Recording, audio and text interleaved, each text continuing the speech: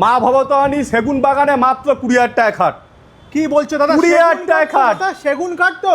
মা ভবতারিণী মানে সেগুন কাঠ। মা ভবতী অন্য কাঠের অর্ডার নেন না, অন্য কাঠের নামও শোয় না। আরে এই যে আপনারা অন্য কাঠের ভিডিও করেন বিভিন্ন জায়গায় গিয়ে, ওই জন্য আসার আগে আপনাদের মোবাইলটা গঙ্গার জলে ধুয়ে নেই আমরা, একটাই কারণে, কারণ অন্য কাঠ শুনলে অপবিত্র।